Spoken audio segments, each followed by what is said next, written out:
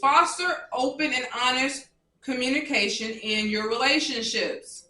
Create a safe space for expressing your thoughts and feelings and encourage others to do the same.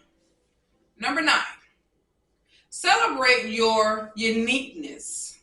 Embrace your individuality and celebrate your unique qualities that makes you who you are. Healthy relationships appreciate and value each person's distinctiveness. Number 10, learn from past experience. I'm going to say that again. I'm going to say that again. I'm going to say that again. Learn from past experience. They're there to teach you, okay? Reflect on past relationships to identify patterns and lessons. Use this insight to make informed decisions and enhance the health of future connections.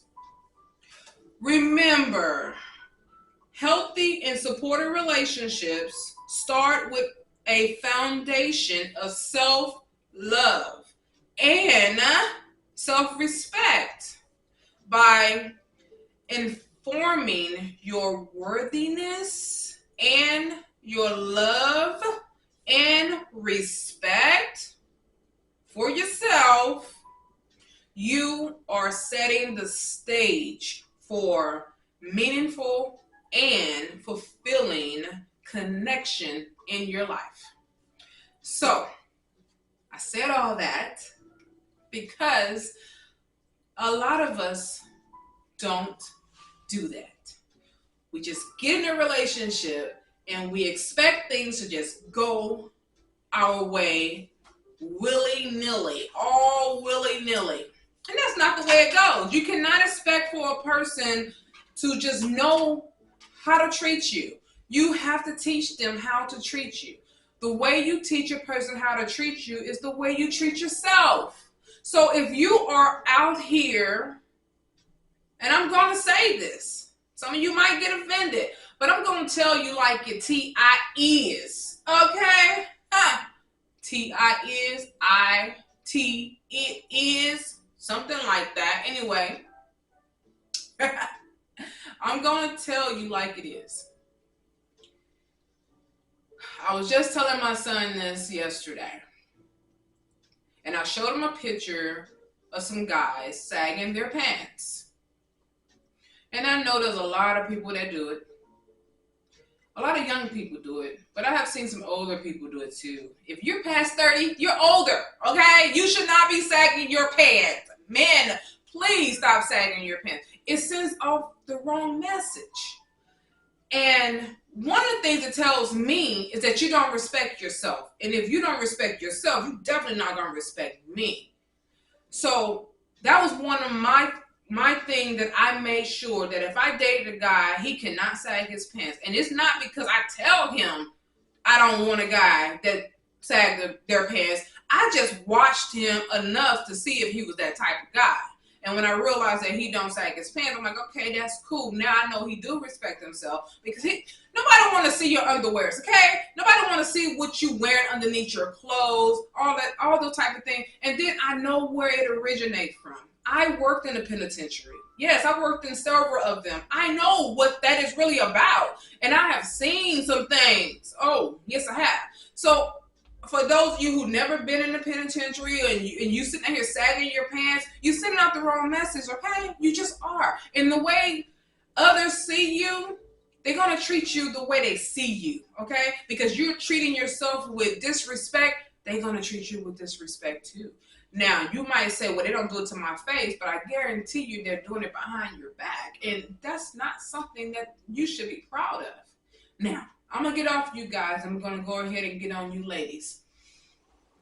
Well, females, I know I am one of those women that used to be this way, so I can speak from experience.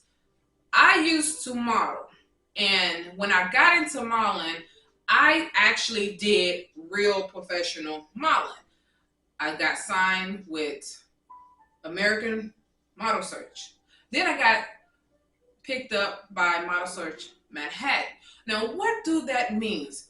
I was actually doing something that was professional, but I didn't stay in it long. And when I got out of it, I missed it and I wanted to do more. So I did print modeling.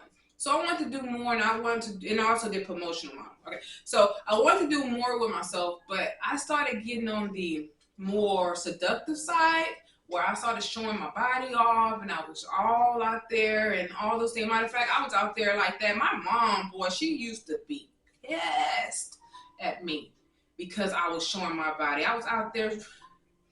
Hey, I used to be like, hey, I'm not going to be young forever, so why not? You know, I know I look good, so let me go ahead and just show off these curves and just whatever, you know?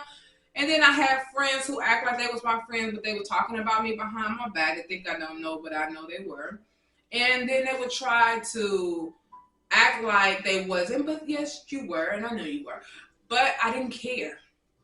I had that I don't care attitude. Oh, I had that attitude for real. Because I really didn't care. I mean, for real, I didn't care.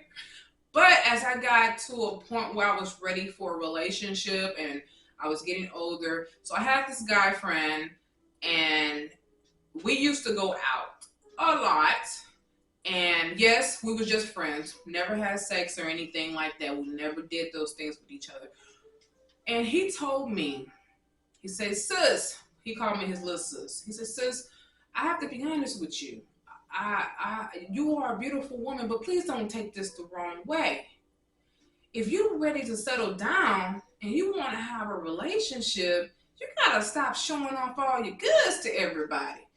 No man want a woman, not a good man, put it like that. Might have some of them little, peons out there who ain't really learned about life yet. But a real man don't want a woman showing off all her stuff. And I understood where he was coming from. I did. But I wasn't ready to hear it. I didn't get mad at him because he was right. I don't get mad at the truth. I get mad at lies. You tell me a lie, I get mad about that. But I wasn't ready. I just wasn't ready. But I was on the verge of being ready. I was close, but I wasn't ready. So I continued to dress the way I want to dress, do all those other things. And then I got into a relationship with a guy, and I had, what was it that happened? I think I wrote my first book. That's what it was. I wrote my first book, and it's called The Entertainment of Eroticism. Yes, it is a sexual book. I'm not going to lie about it. It is. And when I did publish it and it was out there, I was happy about it, but I wasn't proud about it.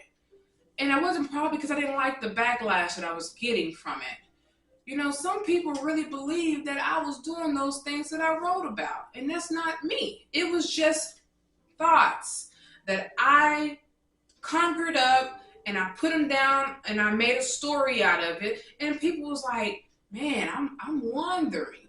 So I have to say this.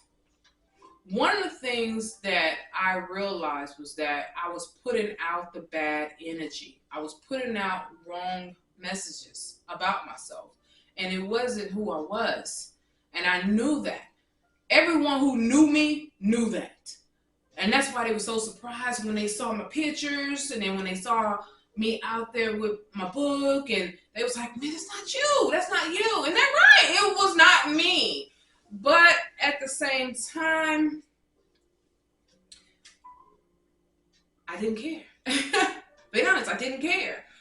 But I did start caring at a point when I started realizing that I was being treated the wrong way.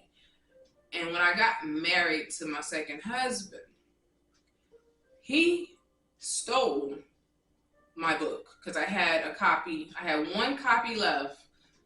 And he took the book home with him because he was living in Nebraska. I was living in Texas. He took the book home with him and he read the book. And I noticed that his whole demeanor about me changed. But I didn't know why because I didn't know it was because of the book. I didn't learn that out. I didn't learn that until after he married me. Now, you will say, but he still married you though. He married me for the wrong reasons. He had the wrong thoughts about me, the wrong idea about me. And he mentioned it to me. When he finally blurted it out during an argument, I was wondering where that book was. Now I know where it was. You stole my book. And he was like, you wrote this nasty book and it's all about this other stuff. And I was looking for that person to come out, and it never did. I was waiting for that person to show up. And I said, okay, so you mad at me because I never did those things I wrote about to you. And you had false hope because I am not that person in the book. That's your fault, not mine. But I understood why he felt that way. I understood it.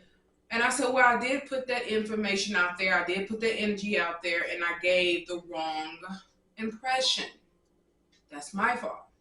So ladies, if you are out here giving the wrong impression and you mad because you're getting something in return because of the impression that you put out there, you need to check yourself. And I mean, I'm not talking about check yourself like, all that extra. I'm talking about re-examine what's happening with yourself and why. Why are you doing it? I know it feels good. I'm not going to even act like it don't, because I do. It feels good to be wanted and desired. See, one of the things that you guys don't understand about us women, we want to feel beautiful. We want to feel desired. We want to feel sexy. We don't want you to be like, baby, you pretty. Baby, you look good to me. But then you're looking at the next woman and you're admiring her. And you're admiring her body, and you're admiring the things that she have going on. And then when you look at us and we're like,